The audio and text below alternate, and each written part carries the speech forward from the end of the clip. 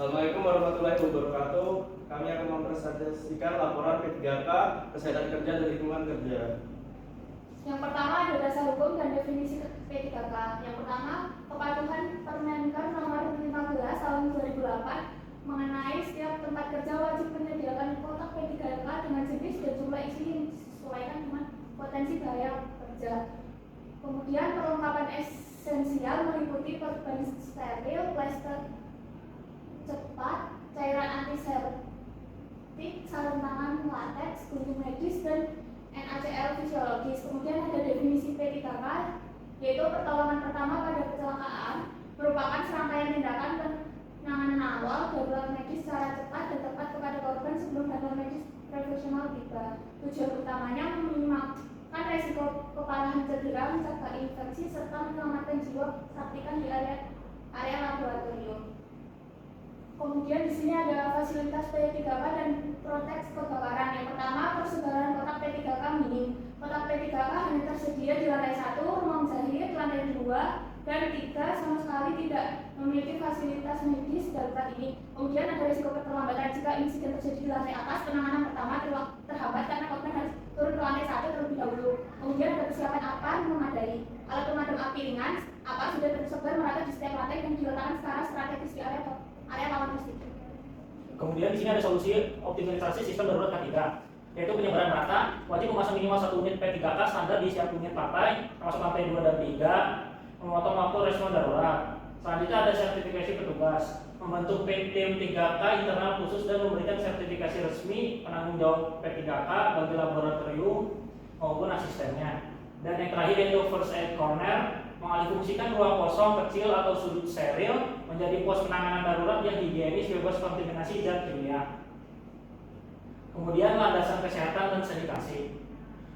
Sebagai terdapat UU Kesehatan Nomor 17 Tahun 2003, yaitu mengenai kesehatan kerja wajib diselenggarakan untuk melindungi pekerja dan praktikan dari pengaruh buruk pekerja serta lingkungan kerja fisik maupun biologis.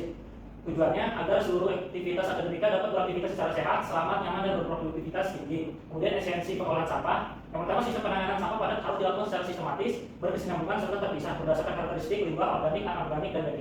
Temuannya, pemilahan sampah belum ditemukan, belum distandarisasi dengan baik.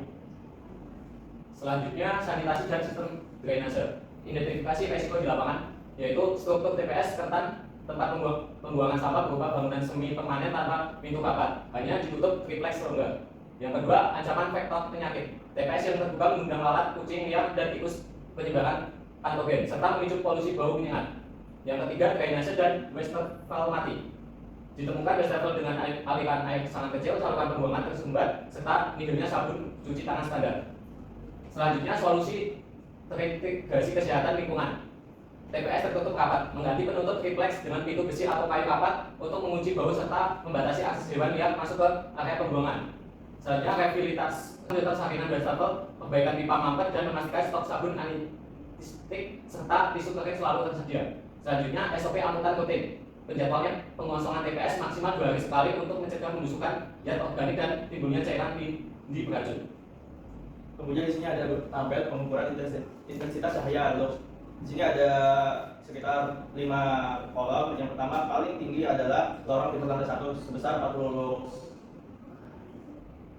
Kemudian untuk selanjutnya di sini ada grafik distribusi temperatur suhu ruangan. Di sini ada 4 yang ditampilkan dan yang paling panas tinggi untuk suhu ruangannya terdapat di ruang lab material lantai 1. Selanjutnya di sini ada pengaruh lingkungan kerja fisik. Yang pertama, polusi bau usaha tekstil, yaitu pada ruangan 306 lab dari tercium aroma yang tidak sedap dari tumpukan limbah kain dan sisa bahan kimia finishing. Hal ini memicu gangguan fokus pernapasan. Yang kedua ada estetika warna ruangan, yaitu dominasi warna krem di padu oranye di lab terpadu memberikan indeks hangat dan rileks, namun rentan menimbulkan rasa kantuk atau monoton jika pencahayaan redup. Yang ketiga ada solusi, yaitu meningkatkan ventilasi ruangan, exhaust fan, rileks jahit, dan mengganti ulang LED kulit terang. Kesimpulan di sini yang pertama ada implementasi K3 di laboratorium terbaru UST masih memerlukan perbaikan segera pada aspek kelengkapan fasilitas darurat. Lalu yang ketiga, sistem pemilahan sampah tidak optimal dan kondisi TPS terbuka beresiko mengganggu sanitasi. Lalu yang ketiga, aspek fisik seperti pencahayaan, lorong atau lab berada di bawah batas minimum K3 yaitu itu. Ya, terima kasih dari presentasi dari kami. Wassalamualaikum warahmatullahi wabarakatuh.